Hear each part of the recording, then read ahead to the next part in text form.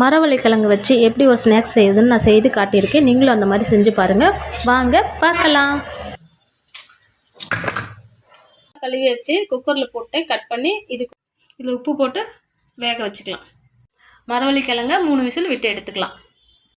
இப்போ மரவள்ளிக்கிழங்கு நல்லா வெந்துருச்சு. இப்போ இதை கட் பண்ணி நம்ம தாளிச்சிக்கலாம். இப்போ எண்ணெய் ஊற்றிக்கலாம். இப்போ கடுகு போட்டுக்கலாம். இப்போ கடுகு வெடிச்சிருச்சு. நான் 2 பெரிய வெங்காயம் கட் பண்ணி வச்சுருக்கேன். 4 வரமிளகாய், கருவேப்பிலை இது போட்டு தாளிச்சிக்கலாம். இப்போ இதை நல்லா கிளறிக்கலாம். வெங்காயம் வதங்கிருச்சு. நான் 1/2 டீஸ்பூன் மஞ்சள்தூள் போட்டுக்கிறேன். கிழங்கு சேர்த்துக்கலாம். மரவள்ளிக்கிழங்கு இதை நல்லா நம்ம கிளறிக்கலாம். இப்போ மரவள்ளிக்கிழங்கு ரெடி ஆயிடுச்சு. இப்போ இதை நம்ம ஆஃப் பண்ணி சேவ் பண்ணிக்கலாம். இப்போ சூப்பராக மரவள்ளிக்கிழங்கு ஸ்நாக்ஸ் ரெடி ஆயிடுச்சு. ஃப்ரெண்ட்ஸ், வீட்டில் இருக்க பெரியவங்களுக்கு குழந்தைங்களுக்கு இதை செஞ்சு கொடுத்து பாருங்கள். சூப்பராக சாப்பிடுவாங்க. இந்த வீடியோ பிடிச்சிருந்தா லைக் பண்ணுங்கள், ஷேர் பண்ணுங்கள், சப்ஸ்கிரைப் பண்ணுங்கள், கமெண்ட் பண்ணுங்கள். சப்ஸ்கிரைப் பண்ணிவிட்டு மறக்காமல் அடுத்தது என்ன வீடியோ போல